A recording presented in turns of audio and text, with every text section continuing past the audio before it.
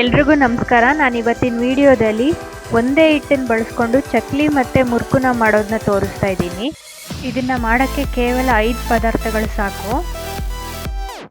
ಒಂದು ಮಿಕ್ಸಿಂಗ್ ಬೌಲಲ್ಲಿ 3 ಕಪ್ಪಷ್ಟು ಅಕ್ಕಿ ಹಿಟ್ಟು, ಒಂದು 2 ಸ್ಪೂನಷ್ಟು ಜೀರಿಗೆ, 2 ಸ್ಪೂನಷ್ಟು ಬಿಳಿ ಎಳ್ಳು, ಸ್ವಲ್ಪ ಇಂಗು, 3 ಸ್ಪೂನಷ್ಟು ಕಾದಿರೋ ಎಣ್ಣೆ ಸೇರಿಸೋದ್ರಿಂದ ಚಕ್ಲಿ ಗರಿ ಗರಿಯಾಗಿ ಬರುತ್ತೆ.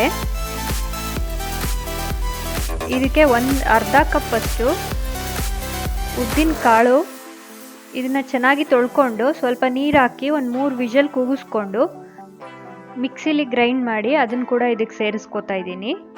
ಇದನ್ನು ಕೈಯಲ್ಲಿ ಚೆನ್ನಾಗಿ ಮಿಕ್ಸ್ ಮಾಡ್ಕೊಳ್ಳಿ. ನಿಮಗೆ ಸ್ವಲ್ಪ ನೀರು ಬೇಕನ್ಸಿದ್ರೆ ಇನ್ನೊಂದು ಸ್ವಲ್ಪ ನೀರು ಹಾಕ್ಕೊಂಡು ಮಿಕ್ಸ್ ಮಾಡಿಕೊಂಡು ಹಿಟ್ಟನ್ನು ಕಲಿಸ್ಕೋಬೇಕು. ತುಂಬ ತೆಳುಗೆ ಅಥವಾ ಗಟ್ಟಿಗೆ ಕಲಿಸ್ಕೊಳ್ಳೋದ್ರಿಂದ ಚಕ್ಲಿ ಬ್ರೇಕ್ ಆಗೋ ಚಾನ್ಸಸ್ ಇರುತ್ತೆ. ಅದಕ್ಕೆ ಕರೆಕ್ಟ್ ಹದವಾಗಿ ಕಲಿಸ್ಕೋಬೇಕು. ಚಕ್ಲಿ ಮೋಲ್ಡ್ಗೆ ಸ್ವಲ್ಪ ಆಯಿಲ್ನ ಗ್ರೀಸ್ ಮಾಡ್ಕೊಂಡ್ಬಿಟ್ಟು ಚಕ್ಲಿ ಹಿಟ್ಟನ್ನ ಫಿಲ್ ಮಾಡ್ಕೊಳ್ಳಿ.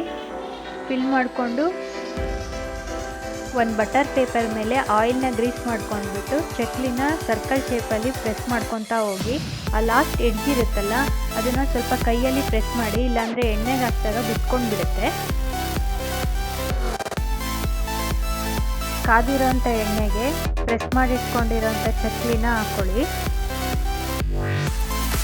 ಫ್ಲೇಮ್ ಯಾವಾಗಲೂ ಮೀಡಿಯಮಲ್ಲೇ ಇಟ್ಕೊಂಡು ಕರಿಬೇಕು, ಇಲ್ಲ ಅಂತಂದರೆ ಬೇಗ ಚಕ್ಲಿ ಕಪ್ಪಗಾಗ್ಬಿಡುತ್ತೆ.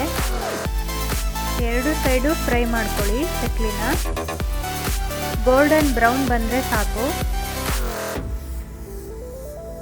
ಕ್ರಿಸ್ಪಿ ಆಗಿರೋಂಥ ಚಕ್ಲಿ ರೆಡಿಯಾಗಿದೆ. ಇವಾಗ ಅದೇ ಮೋಲ್ಡಿಗೆ ನಾನು ಪ್ಲೇಟ್ನ ಚೇಂಜ್ ಮಾಡ್ಕೊತಾ ಇದ್ದೀನಿ. ರೌಂಡ್ ಶೇಪಲ್ಲಿರೋಂಥ ಪ್ಲೇಟು. ಇದಕ್ಕೆ ಸೇಮ್ ಹಿಟ್ಟನ್ನು ಹಾಕ್ಕೊಂಡು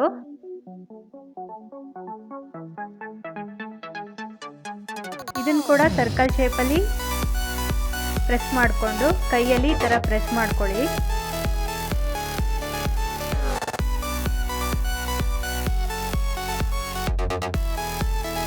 ಕಾದಿರೋ ಎಣ್ಣೆಗೆ ಪ್ರೆಸ್ ಮಾಡಿಟ್ಕೊಂಡಿರೋ ಮುರುಕನ್ನ ಸೇರಿಸ್ಕೊಳ್ಳಿ. ಇದನ್ನು ಕೂಡ ಮೀಡಿಯಮ್ ಫ್ಲೇಮಲ್ಲೇ 2 ಸೈಡು ಚೆನ್ನಾಗಿ ಫ್ರೈ ಮಾಡಬೇಕು.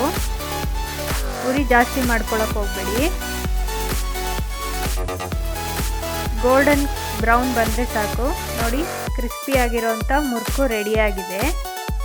ನಿಮಗೆ ಈ ವಿಡಿಯೋ ಹೇಗೆ ಅನಿಸ್ತು ಅಂತ ಕಮೆಂಟ್ ಮಾಡಿ. ಮತ್ತು ಇಷ್ಟ ಆದರೆ ಲೈಕ್ ಮಾಡಿ, ಶೇರ್ ಮಾಡಿ, ಸಬ್ಸ್ಕ್ರೈಬ್ ಮಾಡಿ. Thank you.